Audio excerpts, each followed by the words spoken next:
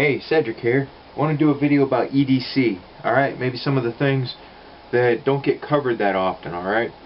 And in particular, EDC as dictated by circumstance and societal mores, okay? When I say circumstance, I mean, where are we? Are we in the city? Are we hiking, backpacking, bugging out, like that, okay? So the first that I'm going to deal with here is, I apologize, I gotta make sure that I'm going to be in frame and everything. The first part that I'm going to deal with is,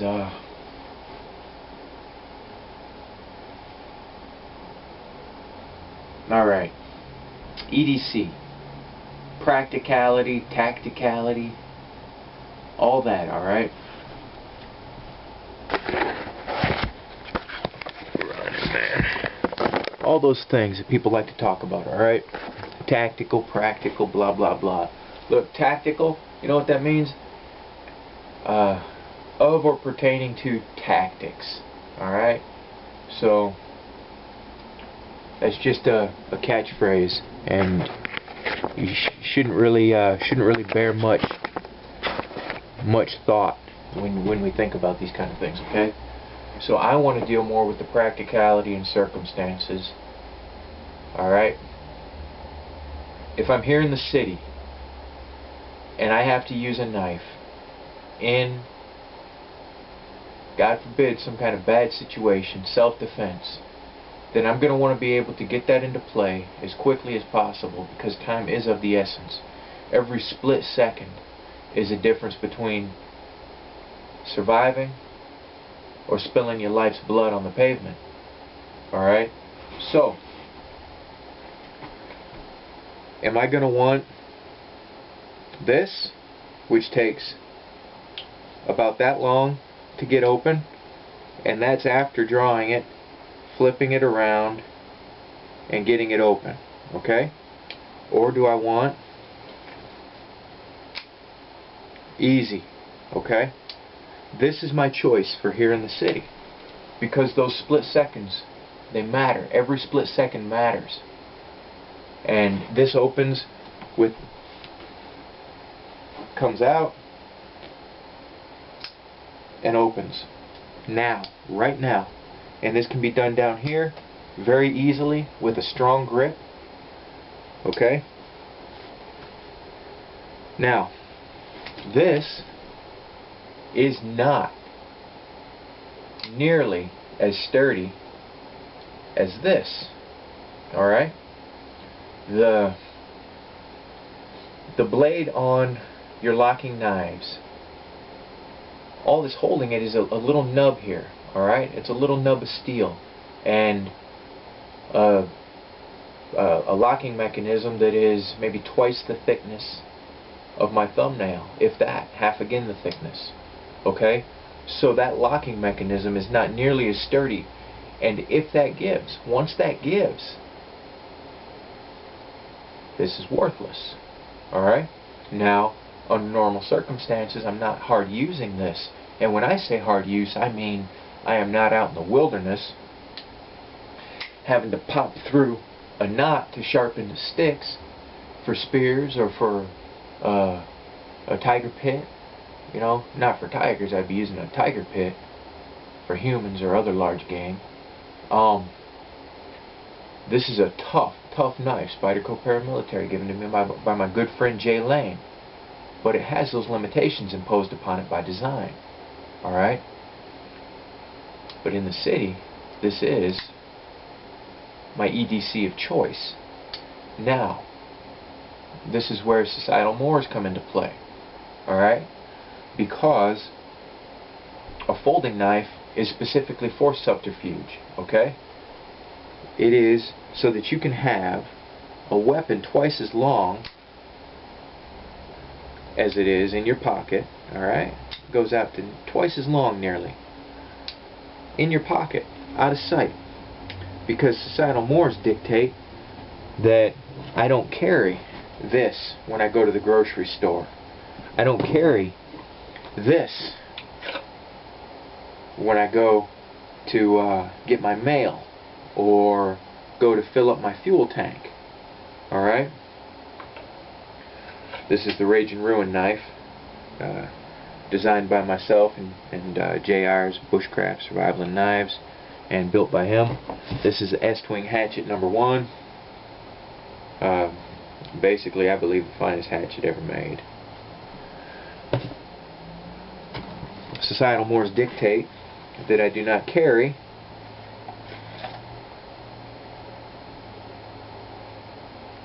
revenge, right? That I do not carry these things. I can get this off my belt and into play even more quickly than I can the Spyderco Paramilitary. Alright? The fixed blade. But even if it's legal, which it is here in Arizona, it's legal to carry these blades. Societal mores or norms have become such that a person with a pistol on their belt or a knife on their belt is immediately viewed as suspect or dangerous. Now, danger aside, okay? Because every human is dangerous. A person that open carries is less likely to be the kind of false macho douche nozzle that's going to just start open fire because they had a bad day and somebody made them sad or made them feel bad. A person that's open carry is less likely to do that. A person that open carries is more likely to be more responsible. Alright? Much more likely than the person who has it tucked away under their shirt. You know, people that have no regard for laws. You know, EDC as dictated or defined by circumstantial societal mores. Alright? Now, let's go, I'm going to be backpacking or doing a nice little practice bug out run. Out there in the woods, a folding knife really is not necessary because we don't have, you know, a bunch of unrealistic a-holes that don't believe we should all be able to defend ourselves. We don't have them out there looking at us strange because we got a big knife on our belt. We don't need a folding knife. I would still want one because it's small, it's smaller, and I would use it for more fine work. Okay? So I would carry then, because that millisecond, that split second is not as important out there because I have a fixed blade that I can draw, or I have a pistol. You know? Then I'm going to want this because instead of that little teeny nub being all that stands between the you and failure of the locking mechanism, this has a rather hefty chunk of steel going against a hefty pin. Alright? This locking mechanism is as strong as your hand is. Alright? When it's coming this way and going this way, it's as strong as a 1/4 inch of titanium or steel or whatever your pins are made of. Alright? So this would be my choice out there in the woods. EDC is dictated by circumstance. Alright? And I will have a much larger knife. Having a heavy knife such as Revenge really does cancel out the need for a hatchet and your large fixed blade. It also, of course, has the pry bar and everything. Then you don't need a hatchet if you've got something like that, or even something like this smaller little chopper, the Rage and Ruin. You don't need a big heavy hatchet and your fixed blade knife if you've got a larger chopper. You've got that covered in one thing, so you can use that for heavier work and keep a more razor edge a sharper edge and do finer work with your folding knife, your pocket knife. EDC is a thing that really is going to change dependent on your circumstances. Alright? Some things may remain static. Of course, you're going to have a belt if you wear a belt. Myself, I'm going to have this little flashlight no matter where I am. You know, whether it's camping or here. I've got it with me all the time, even if it's daytime. You know, just because I like to build a habit, and a good habit. This is my EDC here in the city, because of that split second. I go camping, hiking, then this is going to be my pocket knife, my folding knife. So these are things to take into consideration, you know. Your EDC. Are you going to be going into a city or state building where knives, guns, all these things are not allowed? What are you going to have then, you know? What will your EDC be then? Will you maybe want to have one of these little keychains, you know, something similar to this, where it may not look like much, but it's actually a very effective flail weapon. Alright? Are you going to have a little nut keychain that doesn't look like anything, that can slip through? You put it in the tray with your keys, and it's nothing. It doesn't look like anything. What are you going to be able to get through with, you know?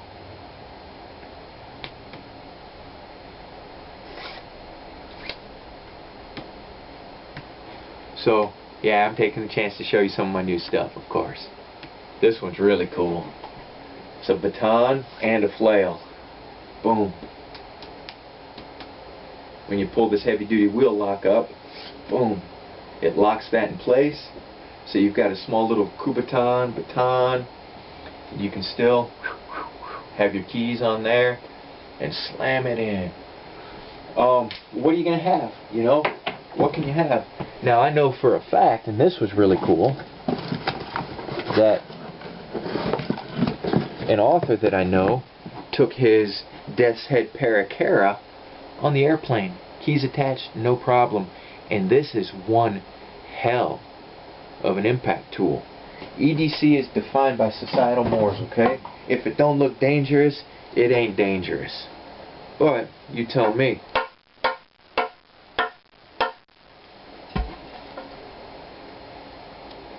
You tell me. Huh? Hey, you should go see Vampire. He's the one that came up with the original design for this, and we worked on making it come into a reality with my Death's Head skull there and the 200-pound rated steel ring. This is a beast. You should see his video he did with it. He was just crazy with it, slicing cardboard like he was using a knife. So, EDC, defined by circumstance, okay? If, okay, even for the zombie apocalypse, alright? And for just pure out melee, in home. Something like this that needs not be sharpened, needs not be anything except swung by you, you know? EDC in the home. Whatever, you know? You think about these things. Where do you live? What are the laws? What is okay? You know? Are you in a country where you can get in trouble for a knife, a gun like that? Then, something like this or this takes you next level. Criminals don't obey the law. They're probably going to have a, you know, something a step above what you're allowed. Right? So, find those loopholes. Something like this just takes you next level. Alright? I ain't done a whole lot of showing off and testing and stuff, but I figured I would take this chance, this opportunity, since we're all here, to show you how my my rope weave and polymer treatments hold up to being chopped on. Can you see me okay? Just make sure. I don't remember if I've sharpened this since the last time I used it. So let's go ahead and see here. Yep, it's sharp. It's sharp. So, wanted to show you, and we're going to make sure that we've got no flesh that's going to be attacked. So I'm chopping away on this, alright? Just chopping away. And this is not how it would be if this is being held and it's taking a blade shot. It's a lot different. It's a lot different than just here braced.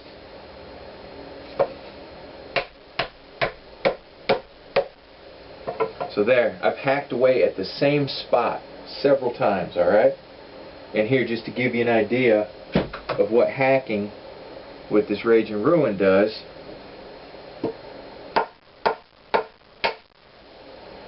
this is what hacking with this knife does, okay? So look what it did to wood, and look what it did here. You've got a little bit of fraying, but this is still solid. Still protecting your hand.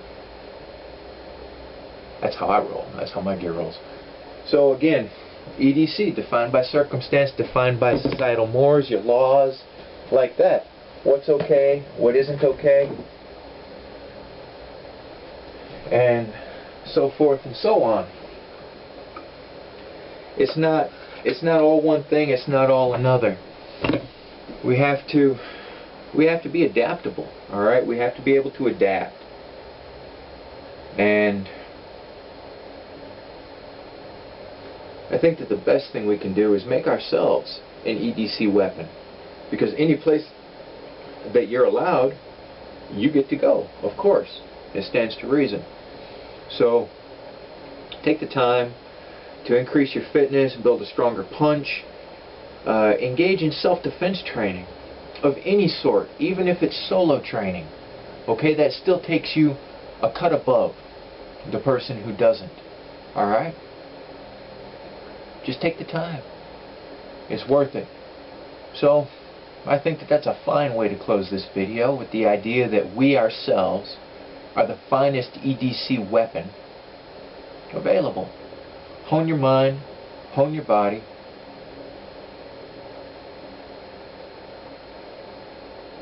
Be a weapon.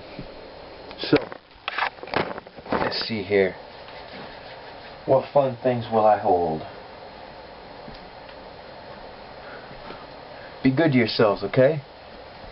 You live free, and always, always, always punch hard. You hold your head up high, and never hang your head for anyone, okay? Be good to yourself, because you're worth it. And I dig you. Catch you later.